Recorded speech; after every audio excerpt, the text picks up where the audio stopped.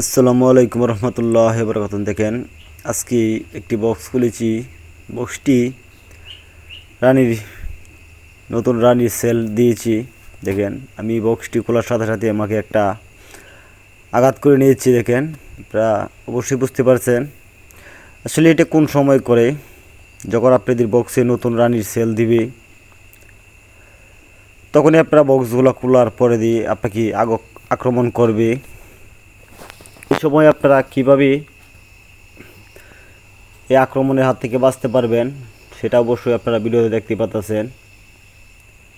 আসলে মৌমাছি বেশিরভাগই আপনার মুখে আক্রমণ করে। এই বক্সটি যখন আমি নতুন মাছি দিয়েছিলাম, দেওয়ার পরে আর কুলি নাই। এখন আমরা এই বক্সটি থেকে যখন নতুন রানী নিব, আর যখন বুঝতে পেরেছি নতুন রানী সেল দিয়েছি, তখন এই বক্সটি খুলে আমরা এই একটি বক্স থেকে আরও দুটি বক্স বাড়াবো। দেখেন, আপনারা অবশ্যই বুঝতে পারতেছেন আমি ফ্রেমটি শুধু কালি ফ্রেম খুলতেছি, কারণ ফিতাগুলা এমন টিকি তৈরি করেছি আমাদের ফ্রেমের সাথে ম্যাচিং করে নাই, একদম কোনাকুনি করেছি। এই জন্য আগে আমি কেটে শুধু খালি আমার ফ্রেমগুলা বের করতেছি। আপনি অল্প কিছু করে ভিতরে দেখতে পারবেন আমি ফিতাগুলাও বের করব। ফিতাগুলা বের করার পরে দিয়ে আপনারা দেখতে পারবেন প্রতিটি ফিতায় কতগুলো রানীর সেল দিয়েছি, এবং আপনারা কোন কোন রানীর সেল দিয়ে আপনারা বক্সগুলো করবেন। দেখেন, অলরেডি অর্ধেক ফ্রেমগুলো খুলে নিয়েছি।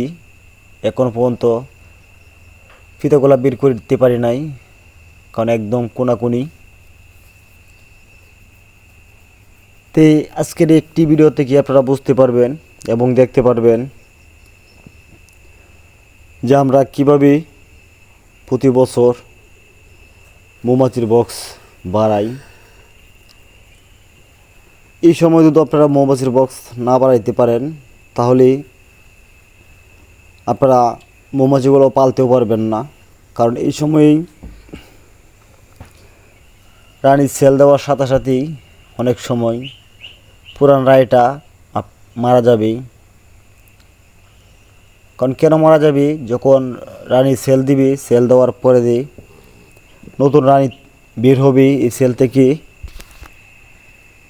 থেকে বের হওয়ার পরে দিয়ে আপনার নতুন রানীর সাথে পুরান রানীটা প্রচণ্ড ঝগড়া লেগে যাবে। ঝগড়া লাগার পরে দিয়ে রানীটা মারা যাবে। এভাবে প্রতিটি রানী বের হওয়ার, যখন একটি বক্স দুইটি রানী হয়ে যাবে, তখন এই রানীটা আক্রমণ করবে। একটির সাথে আরেকটি আক্রমণ করে হয়তো দলটা মারা যেতে পারে। সেই দলটা যখন মারা যাবে, তখন আপনার বক্সটি আস্তে আস্তে শূন্য হয়ে যাবে, মাছিগুলা কমে যাবে, এবং এই সময় আপনার আর বক্সের ভিত্তিই পারবেন না, খুলতেই পারবেন না। কারণ একটি বক্সে যখন রানী না থাকবে, তখন এই বক্সটি প্রচণ্ড আক্রমণ করে।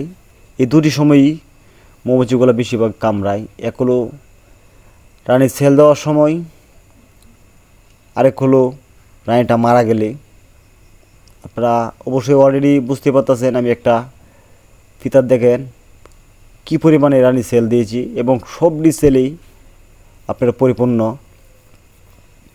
এবং সবটি সেলেই ক্যাপিং করা। দেখেন, এটার মধ্যে প্রায় 5টা সেল। দেখেন, 1টা 2টা 3টা 4টা 5টা। এই 5টা সেল দিয়েই সুন্দর রানী বের হবে। আমরা এই 5টা সেল থেকে আরও নির্বাচন করি, যাচাই বাছাই করি, যে রানীটার সেলটা বড় সেটা থেকে আমরা নতুন রানী নিব। যেহেতু আমাদের এই বক্সটি বড়, দেখেন আরেকটি ফ্রেম বের করতেছি। বের করার পরে দেখেন অলরেডি দেখা যাচ্ছে যে এটার মধ্যে আরেকটি সেল, পর্যাপ্ত পরিমাণ বড় সেল। তো এই সেলটি থেকেও আপনারা আরেকটা রানী নিতে পারবেন। দেখেন, এটি সুন্দর একটি সেল। দেখেন, এই সেলটি থেকে আপনারা যখন রানীটা নেবেন, তখন এই সেলটি এই ফ্রেমটা আরেকটি বক্সে নিয়ে যাবেন। নেওয়ার পরে কিছু সংখ্যা মাছি দিয়ে দিবেন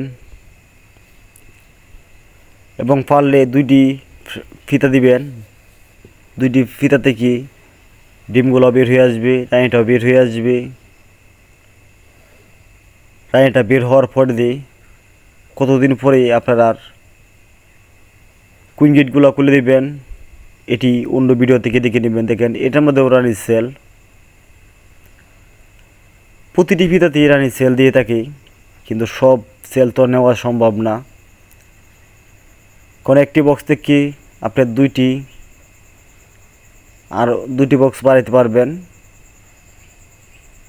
এখন এই ফ্রেমটাই দেখেন কত সুন্দর একটা সেল। আসলে সুন্দর সেল হইলেই আমরা সব সেলগুলো রাখতে পারবো না। পরবর্তী ভিডিও দেখার জন্য অবশ্যই চ্যানেলটি সাবস্ক্রাইব করে আমাদের সাথেই থাকুন। এই ক্ষুদ্র মৌমাছির খামারের সাথে থাকুন এবং হাসিমুদ্দিন মধুবাইয়ের সাথে থাকুন।